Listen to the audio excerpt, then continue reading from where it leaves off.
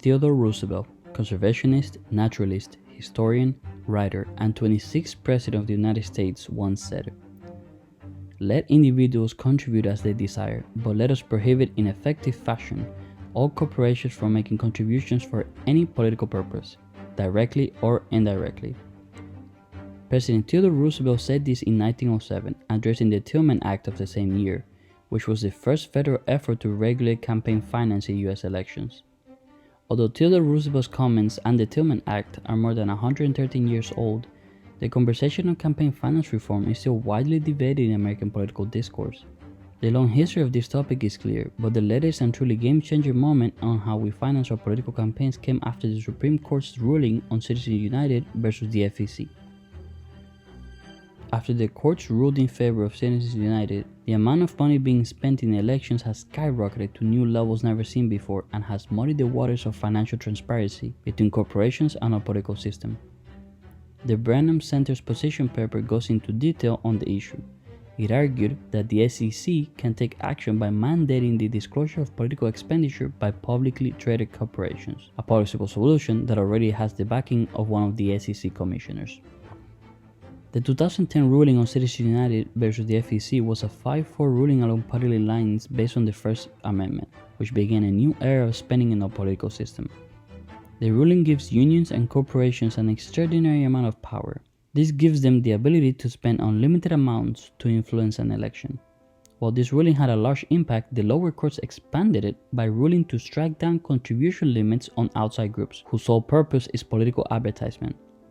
One of these lower court decisions was SpeechNow.org versus the FEC, allowing the birth to super PACs, which can accept unlimited contributions and spend unlimited sums on advertisement, but must not coordinate with the preferred candidate's campaign and must report their donors. While individual corporations and unions choose to spend directly to their preferred candidate, these direct donations have a limit and they must disclose expenditure and their contributions.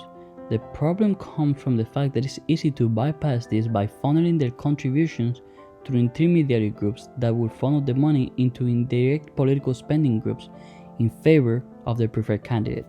These groups, like super PACs, would have no limit on contribution nor spending. Corporations can pass their political spending to non-profit groups organized under Section 501c4 of the tax code, better known as social welfare groups. These social welfare groups have no requirement to disclose their donors to the public. This creates a process where corporations and the richest individuals will give money to social welfare groups and not disclose them. Then, these social welfare groups would in turn give their money to super PACs, which will spend unlimited amounts of money on behalf of their preferred candidate. This money is then referred to as dark money. This is money completely untraceable, since the money trail would end with the social welfare groups that don't disclose their donors. The impact the Citizens United ruling had on our political system was as impactful as it was quick, with outside spending by non-disclosing groups going from around 65 million before the ruling to around 145 million right after, and then over 300 million just 1 year later. The cost of elections has almost doubled, going from 6.4 billion in 2008, 2 years before the decision, to an outstanding 10.9 billion in the 2020 campaign. The top 4 dark money groups being the Chamber of Commerce, Crossroads DPS, Americans for Prosperity, and the National Rifle Association, all 4 strongly favoring the Republican Party. A specific area that has seen an incredible increase in spending has been Facebook.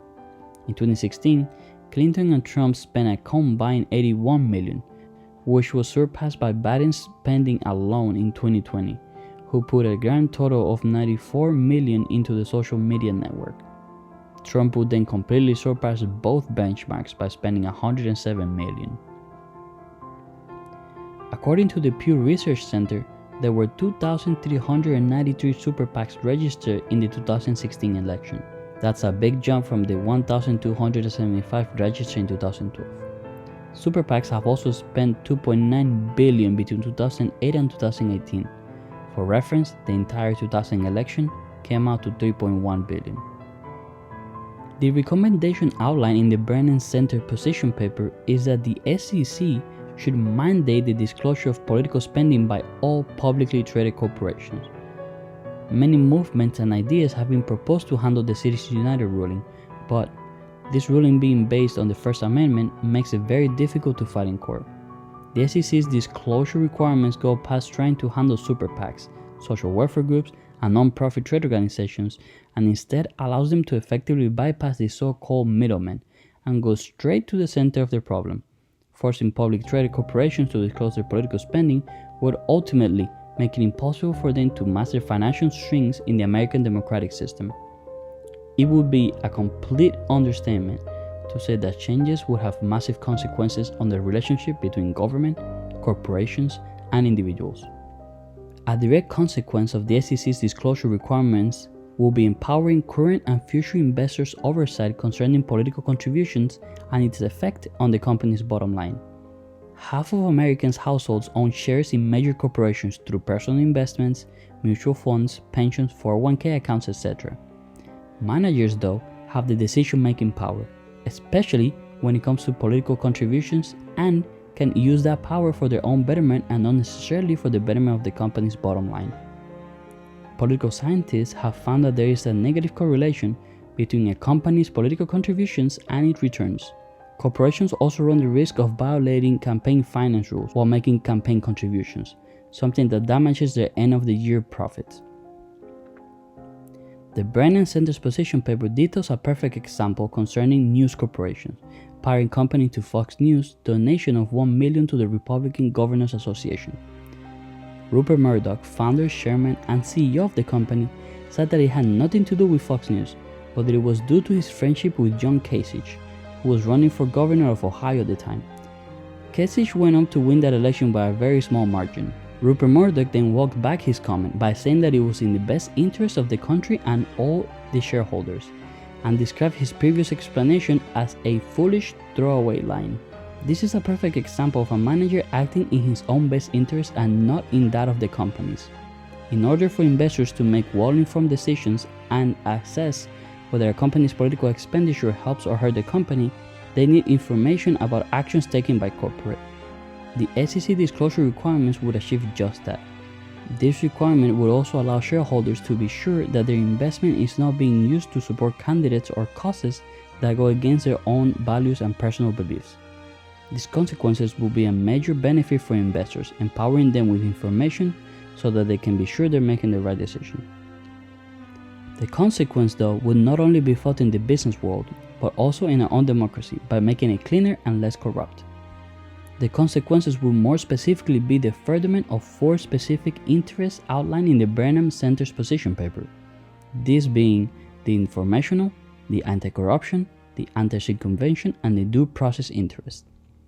The American people have an informational interest in knowing where the money is coming from, especially with the long history of corporations hiding their money under organizations with deceptive names. An example would be an organization in Colorado named Littleton Neighbors Voting No, which spent $170,000 to defeat a restriction that would have prevented Walmart from setting up in town. While the name and location would arouse a sense of grassroots movement, it was later found out that it was Walmart itself who owned and funded the organization. This type of deceptive behavior would disappear under the SEC disclosure requirements. Our democracy would also benefit from the furtherment of the anti-corruption interest. One example of corruption is what is now called bet hedging, which is when companies fund both opposing candidates, making it a win-win scenario for them. The SEC disclosure requirement will also prevent the elected officials from extorting corporations with government contracts and legislation that affects them. We would also benefit by furthering anti-circumventional interests, by making sure contributions limits are not evaded through the exploitation of loopholes in the system, while also helping the due process interests involving elections of state and local judges by making it easier to spot a conflict of interest and force a recusal of a judge presiding a case where a donor is involved. It would be a massive understatement to say that the current relationship between money and politics in the United States is horrendous. We have a system of government that has been invaded and taken over by corporate interests using capital as the weapon. The waters are so muddy with loopholes, shell corporations, and devious tactics that the likelihood of confronting our representatives about their financial ties and seeing truly where the loyalty lies is almost zero. This problem has created a culture of insider lobbyists and politicians in Washington that furthers the divide between the politicians and the people they're supposed to represent. The benefits that these requirements will bring are enormously helpful to empower investors and voters to not follow through with them. In a Pew Research Center poll published on May 8, 2018, 77% of Americans answered that there should be limits on the amount of money individuals and groups can spend on campaigns, and 74% saying this issue is very important to them.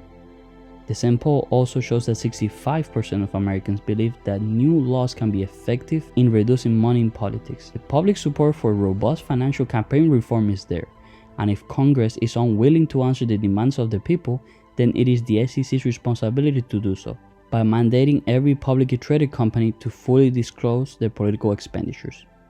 The American political system works best when the relationship between the people and their representatives are strong and clear. The ruling of Citizens United made this relationship weak and foggy, with corporations having extensively more power over the government than we the people, and masking that power by abusing loopholes.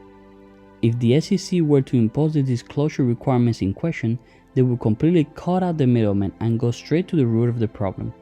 Forcing publicly traded companies to disclose their political expenditures would transfer power away from the few to the many, by giving back we the people control of our own government. It certainly will not be perfect, and our problems will not go away. And it will still be a far cry from Theodore Roosevelt's vision of zero corporate money in politics. But progress is progress, no matter how big or small it is.